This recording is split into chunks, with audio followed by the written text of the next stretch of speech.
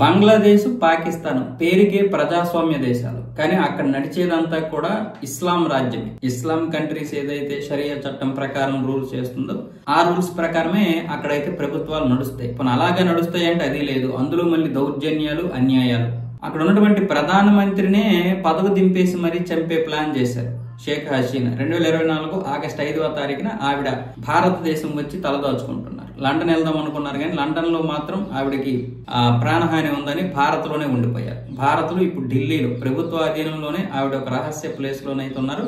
ఆ రహస్య ప్లేస్ మనం బయటికి చెప్పకూడదు. అయితే ఇక్కడ కూడా చాలా మంది ఆవిడని పట్టుకోవడానికి, ఆ రహస్య ప్లేస్ ని తెలుసుకోవడానికి చాలా మంది ఉగ్రవాదులు చాలా వరకు పోరాడుతున్నారు. వాళ్ళ యొక్క ఆట అయితే కడుతుంది భారత ప్రభుత్వం. సరే, ఇది ఇక్కడ పక్కన పెడితే అక్కడ బంగ్లాదేశ్ లో ఆవిడని ఉరిశిక్ష వేయాలి, ఆవిడకి ఉరిశిక్ష ఖరారు అవ్వాలని అక్కడ ఉన్నటువంటి ప్రధాన న్యాయమూర్తి షేక్ అబ్దుల్ అవాల్ అయితే డిమాండ్ చేస్తున్నారు. సుప్రీంకోర్టులో కాదు, డైరెక్ట్ గా ఆయన ఇంటి దగ్గరే లాయర్లందరినీ డిమాండ్ చేస్తున్నారు. మీరు ఆవిడకి గనక ఉరిశిక్ష వేయకపోతే పరిస్థితులు తీవ్రంగా ఉంటాయని ఈ ముస్లిం లాయర్స్ అందరూ కలిసి ఆయన మీద తీవ్రమైనటువంటి ఒత్తిడి తీసుకొచ్చారు. సుప్రీంకోర్టులో తీర్పు ఇచ్చేటప్పుడు ఉరిశిక్ష వేయాలని. అయితే దానికి సంబంధించినటువంటి ఆధారాలన్నీ కూడా వీళ్ళు చూపించారు. ఆధారాలంటే వాళ్ళు ఏం చెప్తే అదే ఆధారం. ఇక్కడ 1400 మంది చనిపోతే అందులో ఇంచుమించు 700 మంది మన పిల్లలే చనిపోయారు, హిందూ పిల్లలే చంపేశారు. 700 మంది ఆ యొక్క ఉద్యమం కోసం పోరాడుతుంటే వీళ్ళు ఆ ఉద్యమాన్ని క్యాష్ చేసుకుని ఆవిడికి ఎలాగైనా సరే చెడ్డ పేరు రావాలని వీళ్ళు చంపడం మొదలు పెట్టారు. ఈ ప్రతిపక్షం వాళ్ళందరూ షేక్ హసీనాని కేవలం పదవిని దింపడం కోసం, వాళ్ళు పదవి ఎక్కడం కోసం ఈ మహమ్మద్ యూనస్ యొక్క వర్గీయులందరూ కలిసి ఆ పిల్లలు చంపేశారు.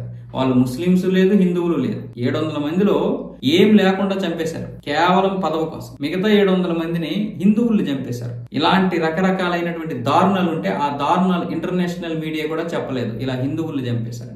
కేవలం ఇప్పటికీ కూడా ఆ ఇంటర్నేషనల్ మీడియా 1400 మంది విద్యార్థులు చనిపోయారనే చెబుతున్నారు. అయితే ఇప్పుడు ఆవిడకి ఉరిశిక్ష వేయడానికి సుప్రీంకోర్టు చాలా ప్లాన్ చేస్తుంది. లాయర్లు, సుప్రీంకోర్టు అందరూ కూడా మూకుమ్మడిగా అయితే దాడి చేస్తున్నారు. మహమ్మద్ యూనస్ ప్రభుత్వం కూడా దానికి సపోర్ట్ చేస్తుంది. అయితే ఇప్పుడు షేక్ హసీనా కుమారుడేమొచ్చేసి జావేద్ అక్కడ వాషింగ్టన్ లో ఉన్నాడు, ఆయన అమెరికాలో. నా తల్లికి ఉరిశిక్ష వేయడానికి వాళ్ళు చూస్తున్నారు, అందులో ఎటువంటి డౌట్ లేదు, కానీ నా తల్లిని మాత్రం వాళ్ళు ఏమీ చేయలేరు. భారత్ లో ఆవిడ ఉన్నంత వరకు నా తల్లిని ఎవరు టచ్ చేయలేరు. ఆవిడ సేఫ్ గా ఉంటుంది. ఆవిడ ఒక రహస్య ప్లేస్ లో ఉన్నారు. ఆవిడని ఎలా రక్షించుకోవాలో మాకు తెలుసు, భారత ప్రభుత్వానికి తెలుసు.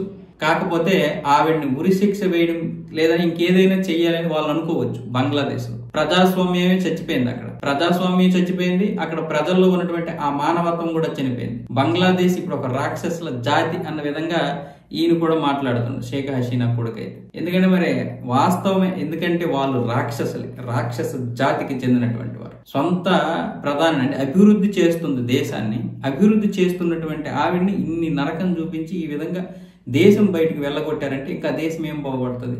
అదేనా మహిళలకు ఇచ్చినటువంటి గౌరవం?